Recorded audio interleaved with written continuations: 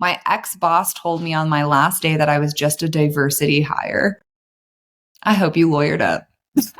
I hope that was recorded somewhere in a Teams meeting and that they got fired for it. I've shared this on stories and on Instagram posts before, but when I was early on in my career, I had an executive tell me that I looked like I should be dancing on the table instead of sitting at it. Yeah. He ultimately was fired. I was too young and naive to know that I could have lawyered up and taken them for all they were worth, but I hope you did. Thank you for tuning in, my lovelies, for this bonus episode of Secrets of the Career Game. I can't even tell you how excited I am for this episode. We are going to be chatting about horror stories from your corporate experiences over the course of 2024. So I'm going to read out and paraphrase some of the stories that were submitted. This is completely anonymous. So this is from various platforms across my LinkedIn, Facebook, Instagram. And this is really just intended to remind all of us that, like, one, the experiences that we're going through, while they can be challenging, everybody is going through some version. There is no perfect workplace. But then second, maybe make you feel a little bit better because some of these are absolutely crazy. So we are spilling the tea on today's episode, and we're going to have so much fun. So we're going to jump right in. So this first story, they were hired by a manager, and since day one in the company, they started to avoid them, ignoring them, didn't include them in important meetings, just forwarded them to their collaborators. Never had a one-to-one, only ever saw their manager in an extended staff meeting. And that leader was constantly bullying them, making sexist jokes about some of their female coworkers with some of the male coworkers. And at first opportunity, he changed the role due to another high visibility project that needed support, essentially took away all of their assignments, gave them zero visibility. And then some people started leaving the team of a very specific gender. And he came and asked them to take an entry-level position. They said no, proposed some of the ideas that they thought could have bigger impact across the organization, never answered. And then ultimately, that was the end of things. And all of this happened in an 18-month period. So the question that this writer posed was, why hire them? And sadly, I see this all the time where people will be brought in to do a job. Their job description is maybe vague enough that their boss can get away with not actually giving them anything.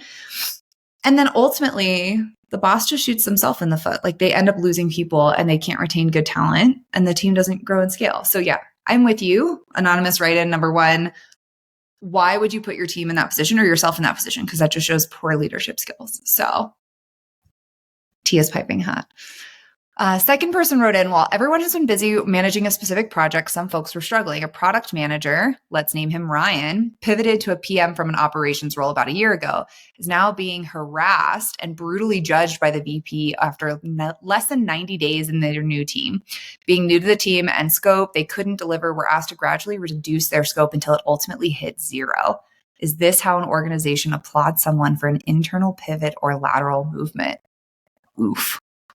So this is another one that I think is sadly very common, where we prove we're really great at a job, we're given a new opportunity, but then we're not given any resources or support for that new opportunity. We ultimately just fail. And you're right, it's not fair. And it's not a good way to encourage lateral mobility, right? Which ultimately a company needs to be successful. So Ryan, in quotations, that's not your real name. I'm sorry that this happened to you. But let me know. We'll find you something better.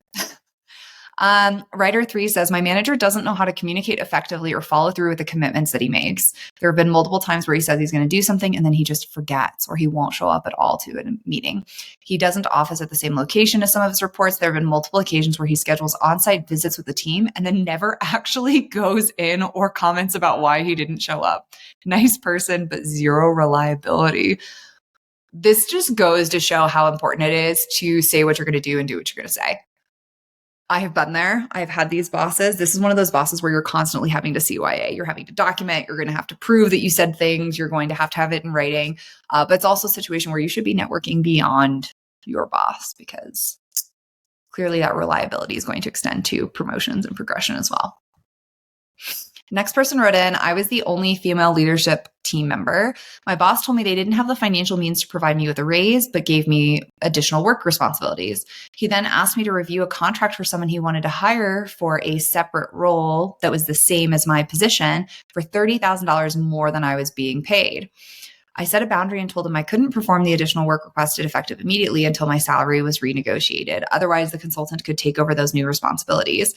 He scheduled a meeting with me the next day and applauded my advocacy, but told me if a man wrote that email using the language I used, it would have been fine. But because I'm a woman, it was too direct. I quit a few months later when I found a role with less responsibilities, offering me that same $30,000 increase in salary. Good for you. Good for you. I do think there's a bit of a double standard with communication, men versus women. But I will also go on to say, I've had plenty of male clients get the same feedback. You're too direct. You don't communicate effectively. So it's unfortunate that this boss handled it this way. I do think there's some nuance to like how we communicate effectively. At least he didn't tell you to smile more. I don't know if that makes it any better. But good for you. Take ownership of your own career, leave, find somebody who appreciates you. When I was leaving my last toxic place and going to a much better, much more senior role, my ex-boss told me on my last day that I was just a diversity hire. I hope you lawyered up. I hope that was recorded somewhere in a Teams meeting and that they got fired for it. I've shared this on stories and on Instagram posts before, but when I was early on in my career, I had an executive tell me that I looked like I should be dancing on the table instead of sitting at it. Yeah. He ultimately was fired. I was too young and naive to know that I could have lawyered up and taken them for all they were worth, but I hope you did. I was part of a core team for a startup game company. And after we did half the game, they went searching for investors and chose to replace me with another developer who they would pay more for, who had a big name.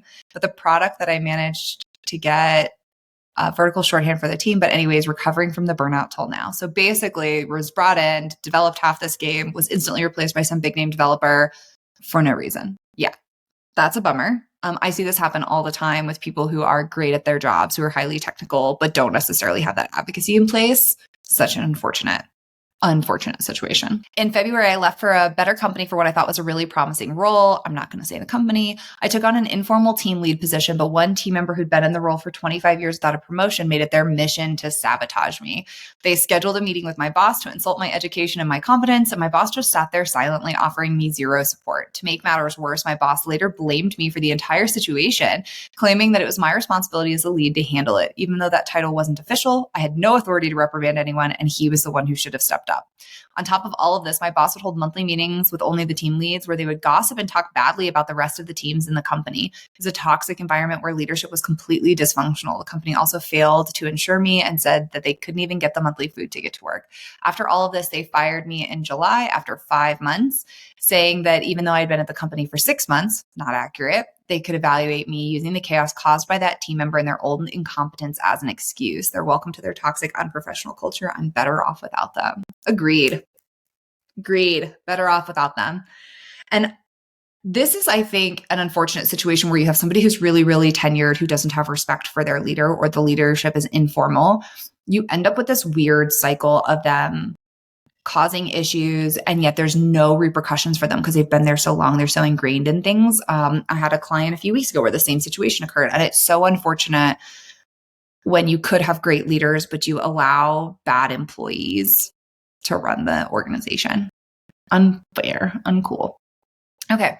My team was exceeding revenue and metrics goals for the first 2 quarters of the year. Each quarter, there's a scheduled bonus payout based on performance. On my plan, I had earned a certain dollar amount bonus for exceeding Q1 and Q2 goals. Part of the bonus was to be paid out at the end of the year and part during Q3.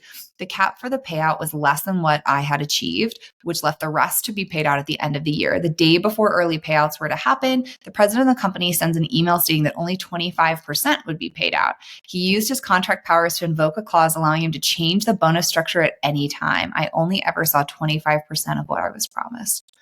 This happens so often, especially in sales positions where they change the compensation structure in like the middle of you're supposed to be getting paid. How is this possible? If you are an attorney for compensation, comment below, send me an email. How does this happen? How can we change a comp structure mid-payout? I don't understand. Okay. After forgetting to send an email that my boss asked me to, my boss emailed me and said, I need to know why you forgot. I said I was busy, but I'm a human and not a robot. So, slight onus. We should have sent the email, but I love that. Why did you forget? Well, probably because they weren't paying attention and they forgot. Thank you. I was humiliated by my superior in front of the entire team, all of my colleagues, as well as some relatives passing by, like a school teacher to a timid student. Blech. I don't understand this. It's one thing if you're in a group setting to be like, hey, why don't you and I pick this up later? I'd like to talk to you about this in more detail and then have a one-on-one, but to just berate somebody in a group setting, what behavior is that going to change? How is that going to make a situation better? It's not. Okay. In case you were curious, the answer is no. I got scheduled for 3 consecutive weeks with the only coworker I actively dislike. It's also ongoing, just by the way. It sucks. That sucks. Find a way to give constructive feedback to your boss about that person if you can, without getting fired, preferentially. But there's always that one coworker, man. Hate that. My husband was flown to a conference where he was let go on his birthday. So he's on location on his birthday and gets fired. That is so shitty. That sucks. That sucks. I was a sports coach. Some students left the team because they weren't getting enough playing time. They ultimately reported me to HR for threats of violence, and the university fired me.